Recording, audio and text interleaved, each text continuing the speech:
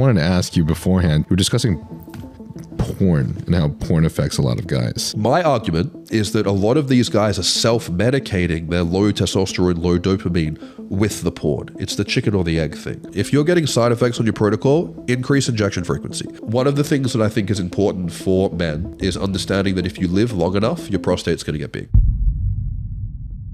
The interesting thing is a lot of people will say one of the biggest reasons you shouldn't do porn is dopamine. Yep. But you made a different argument, and I really liked where you went with that. Do you think you could kind of expound on that? Sure. I think when you talk about something like porn, it's going to create a lot of strong responses. Either people always like to defend their vice, but people also like to virtue signal. So I take a very middle stance on porn, and I think it's good to look at it realistically.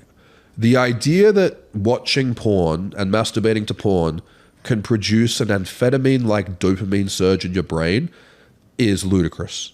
I'm just trying to think of an analogy that's similar. It's not possible. The amount of dopamine that your brain creates from something like using Adderall or dexamphetamine or methamphetamine, we're talking like 100 to 1,000-fold increase in dopamine. Something like methylphenidate, Ritalin, is like a 10-fold increase. Modafinil is like a 2 to 3-fold increase in the right dose. Porn and masturbation is not anywhere near that level of dopamine toxicity. Behaviors and porn is watching porn and masturbating to porn is an interesting discussion because it's kind of like gambling on a slot machine. You're doing something like it's a physical activity, but it's a simulated thing. But it's not a drug. So because it's not a drug, because it's not taking your dopamine through the roof, you can't be addicted to porn in the way that you can be addicted to amphetamine. And if someone is making it out like a porn addiction withdrawal is as bad as amphetamine, they need to eat a mouthful of cement and harden the fuck up. Like, that's ridiculous. Like, and I don't want to be insensitive to people who are suffering, but at the same time, if you can solve all your problems by just like putting your dick away and going outside, you don't have any problems. Like, porn addiction is not a real problem. It's a symptom of people who don't have any real problems, and it's just a lack of willpower. So yeah, if you're jerking off to porn all the time, you're conditioning your brain to get your dopamine from doing that instead of maybe going to the gym or going for a walk in the sun. I think you made the example of like someone who literally just stays in for the entire day or like for a lot of the day, and he's not doing the things that he should be doing or that he knows that he wants to do because he's wired to that dopamine machine. But I think that the thing with that dopamine machine is that, and what people need to understand, it's not as strong as like drugs. You've just conditioned your brain into getting dopamine from the wrong thing, and going for a walk in the sunlight or going to the gym or eating a good meal or like working on a hobby, they're within the same league of dopamine producing activity. You just have to kind of swap one for the other. And the way that I look at it is that, because the important thing to look at with porn is that what we know from research in men is that if we see just in person a woman that we're attracted to, even if there's no interaction there, we're just in the presence of a woman we're attracted to, it increases endorphins, it increases dopamine, it increases testosterone, just from being in the same room as an attractive woman.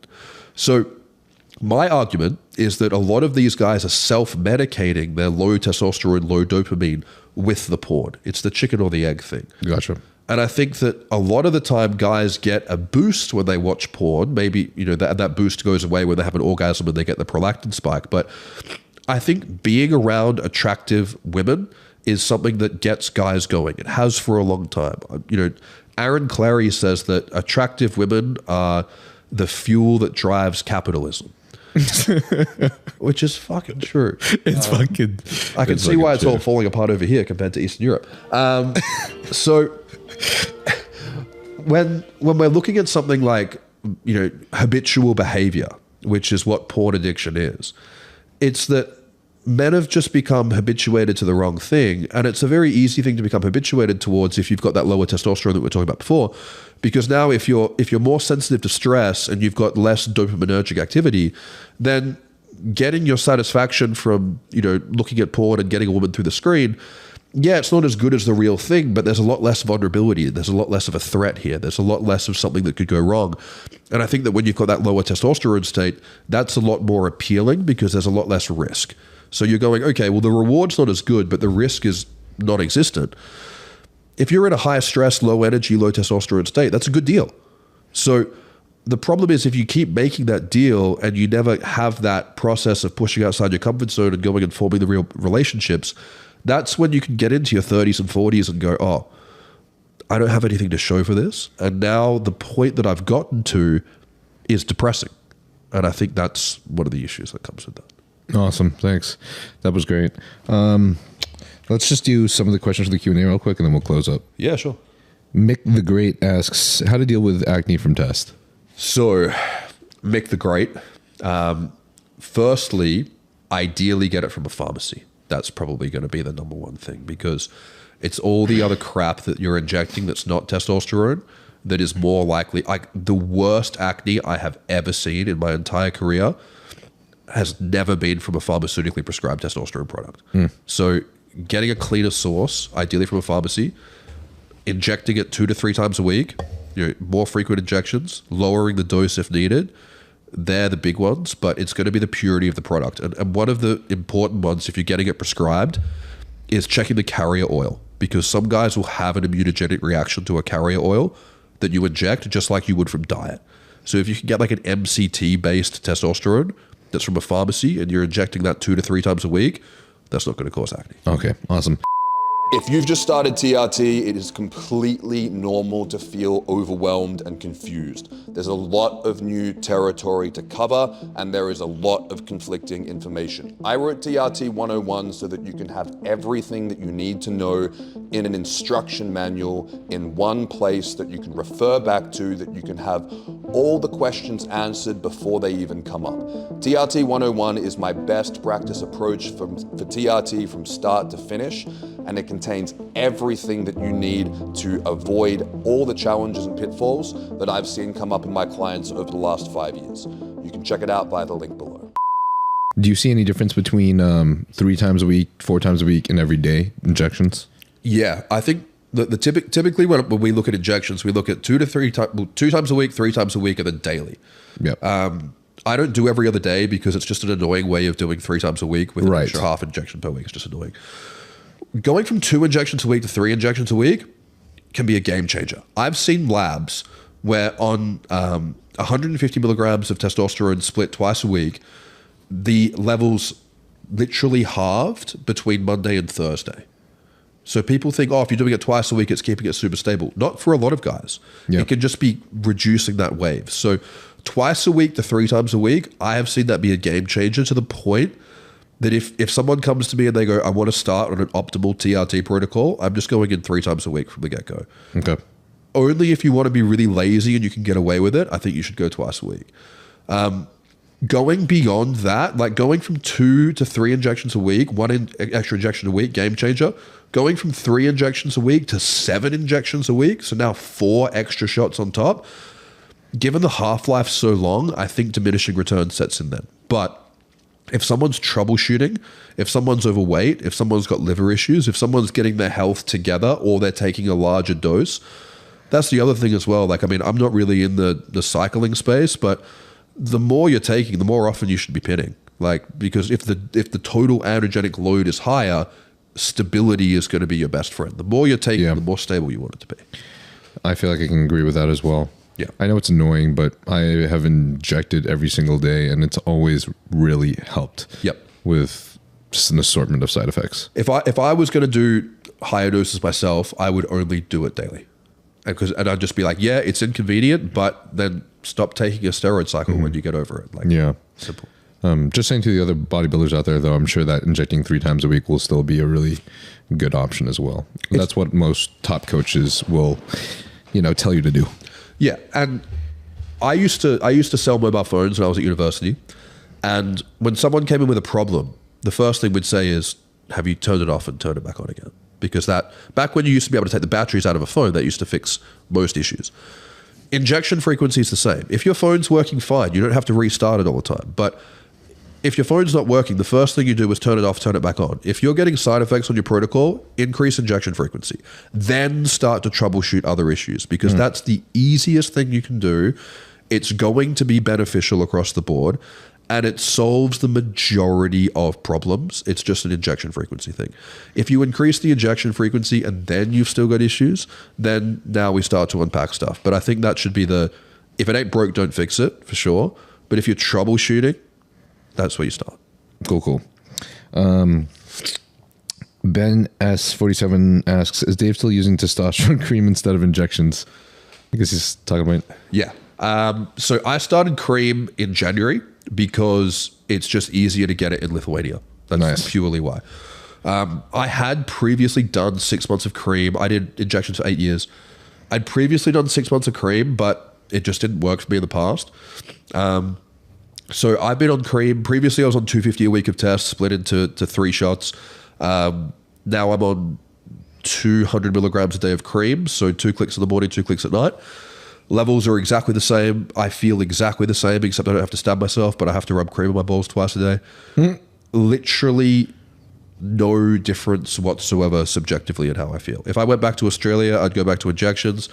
If someone said tomorrow you have to swap back to injections, cool, no problem. Totally equal for me. Yeah. The game changer recently, though, has been we organized for the pharmacy in Greece, who, if people are watching, they service all of Europe. You don't just have to go through my clinic. You can go through any clinic or doctor in Europe that will prescribe through Greece, but we're doing it through TRT Baltic, is the HRT-based cream. And my friend Keith Nichols put me onto this because there's multiple different bases you can get for the cream, and they're all a little bit different. One will leave like a powdery residue on your nuts, like talcum powder. One will smell really chemically, like you have to wash it off. That's the Atrivus Inversa base. Liposomal goes on great, absorbs quickly, but the levels aren't as good. That's what I was using previously. The HRT-based cream, it's cream made specifically just for hormone replacement therapy. It's made from olive oil and macadamia oil, so it's all natural. There's no solvents or anything in there. And you put on the tiniest bit, it sounds like I'm selling this, you put on the tiniest little bit of cream, and it feels like a good quality sunscreen. And you literally rub it in and it's completely gone, no residue, in like literally 10 seconds. So to be able to just put on about half the amount of toothpaste you'd use on a toothbrush of cream, put that onto your balls, you get out of the shower, pull your pants up, and to feel just as good as you feel on 250 a week of injectable, but being able to throw it in your backpack when you're traveling, not have to take injections with you, it's a nice change. That's cool. But you do it in the morning and at night? Yeah. So, okay. Yeah, you can do it once a day if you're lazy, but it's got a 24-hour half-life, so you are much better off doing it twice a day, but you can do it once a day. And a lot of guys who've been on injections for like 20 years are like, give me the once-a-day cream. Like, I'm just sick of doing it. Oh, okay, I see. Yeah. Yeah, I know a lot of people who have definitely gotten tired of injections for sure. Yeah. Cream used to be shit, but now that cream can be compounded in a way that's so well that you can get like levels that are even higher than 250 or 300 milligrams a week just by putting cream on twice a day, it's a pretty attractive option. Okay. I have a feeling like whenever I'm like 50 or something, I'm probably going to want to do this. Oh, yeah. Ultra Joe Comic asks, how can I manage enlarged prostate while on TRT without using finasteride? That's a tricky one. Prostate health is difficult. I'm not an expert on the prostate. I refer all these questions to my friend Dr. Jordan Grant, who's a fantastic urologist. But I have asked him these questions. And one of the things that I think is important for men is understanding that if you live long enough, your prostate's going to get big. Whether you have low testosterone, high testosterone, if you're an old guy, your prostate's going to swell up. That's just part of living long as a man.